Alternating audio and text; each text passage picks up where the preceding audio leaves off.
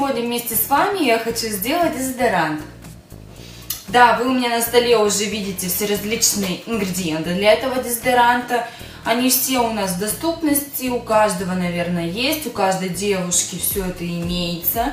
Ну или если нет, то это можно все купить, и стоит это сущие копейки. Не так давно я сама попробовала первый раз сделать себе дезодорант. Осталась очень довольна. Если честно, то вот эти простые покупные дезодоранты не очень справлялись с теми функциями, которыми они должны справляться. Они просто давали приятный запах, а вот потоотделение, к сожалению, они так и не устраняли. Может быть, это я такая, ну не знаю. И поэтому, насмотревшись индийских сайтов, а именно многие рецепты я беру именно из Индии. Это называется аюрведическая косметика, очень тяжело выговаривается. Но такая косметика есть, в Индии ей очень активно пользуются. Вы, наверное, многие заметили, что в Индии у девушек такие роскошные, шикарные, длинные волосы. Кожа просто идеальная, ногти, ну все, вот за все, что у них не возьмись, у них все идеально. Наверное, поэтому они так любят эту аюрведическую косметику.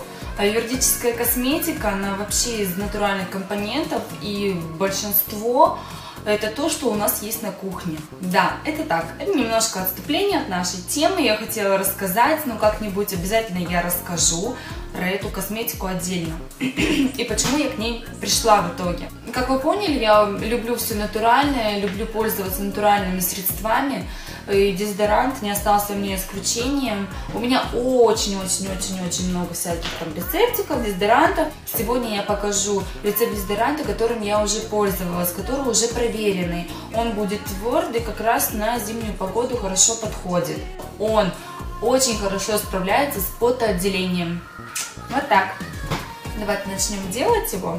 Для дезодоранта понадобится парафин или воск, что у вас есть косметический. Сода. Не бойтесь соды. Сода — это не такое опасное вещество, как вы думаете. В данном случае сода будет блокировать потоотделение. Поверьте, намного эффективнее, чем те дезодоранты, которые мы берем. Также сода будет нормализовывать pH кожи. То есть кожа не будет у вас раздражаться, у вас не будет покраснений. Также будем использовать кокосовое масло. Если нет кокосового масла, возьмите подсолнечное и добавьте туда витамины А и Е.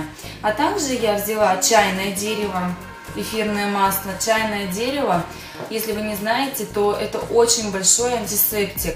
Если у вас есть какие-то микротрещины под мышками, то чайное дерево будет выступать как антисептик, то есть будет заживлять, и никакой заразы туда не попадет. Также понадобится какое-нибудь ароматизированное масло. У меня эфирное масло Иланг-Иланг. Мне нравится запах, не знаю как кому, а мне нравится, поэтому я его взяла. И пустой бутылек от дезодоранта, которым вы уже пользовались и который вам уже не пригодится, так как он уже использованный. Пустой бутылек. А также нам понадобится картофельный крахмал, чтобы закрепить нашу всю вот эту вот смесь. Возьмем чашку, нальем туда 3 чайные ложки кокосового масла. 1, 2, 3. Добавим туда 1 чайную ложку воска. Ну вот, сделаем так. 1 чайную ложку воска можно. Добавим 1 чайную ложку картофельного крахмала. Добавим 3 чайные ложки соды. И отправим это все на водяную баню.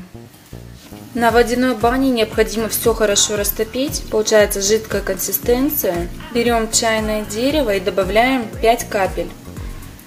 И добавляем любое эфирное масло, которое вам нравится. У меня Иланг-Иланг, тоже 5 капель. Хорошо перемешиваем. Берем пустой бутылек и переливаем туда данную смесь.